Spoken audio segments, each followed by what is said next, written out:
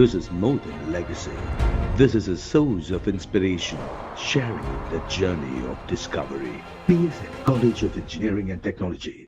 மூன்றாவது முறையாக பிரதமராக பதவியேற்க உள்ள மோடிக்கு எடப்பாடி பழனிசாமி வாழ்த்து தெரிவித்துள்ள நிலையில் அதிமுக பாஜக விவகாரம் தொடர்பாக மூத்த பத்திரிகையாளர்கள் ஐயநாதன், SP லட்சுமணன் ஆகியோர் கூறிய கருத்துக்களை தற்போது பார்க்கலாம்.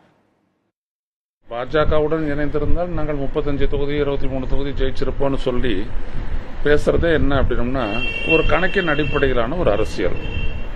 அந்த கணக்கின் அடிப்படையிலான அரசியலை SP வேலுமணி பேசும்போது அதை யாரும் கண்டிக்கல. ஆனால் கட்சியை ஒன்றா இணைச்சி மறுபடியும் ஒரு பெரிய சக்தியாக உருவாகணும் அப்படின்னு சொன்னபோது அது KP முனுசாமி எதிர்க்கிறாரு. இதுலேருந்து என்ன புரியுது அப்படின்னம்னா, எடப்பாடி பழனிசாமி அவருடைய தலைமையிலான அதிமுக கட்சி பிஜேபியோட சேர்றது தான் ஒரே விமோசனம் அப்படின்னு முடிவு எடுத்துட்டாங்கன்றது தெரியுது. இது என்னன்னா ஒரு SSP formula, safety security power. தங்களை காப்பாற்றிக் கொள்ள, ஓரளவுக்கு வெற்றி பெற, அதிகாரத்தை கைப்பற்றுவதற்கு இருக்கக்கூடிய ஒரே வழி பாஜகவோட இணைஞ்சிக்கிறது தான். இதை நம்ம ரொம்ப பெருசா ஒன்றும் பேசிக்க வேணாம், இதனால கட்சியெல்லாம் ஒருங்கிணைச்செல்லாம் ஒன்றும் பண்ண முடியாது அப்படின்ட்டு நம்பிக்கை இழந்துட்டாங்க அவங்க.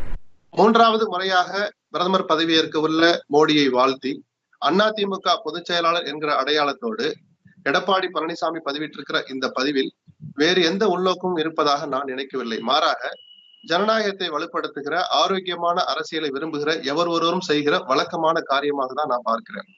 இன்னொரு விஷயம், பிஜேபி அதிமுகவும் ஏதோ முன்ஜென்மத்துல பாத்துக்கிட்டவங்கல்ல, பழகிக்கிட்டவங்கல்ல. 4 மாதம் முன்பு வரை ஒன்றாகவே பயணித்தவர்கள்.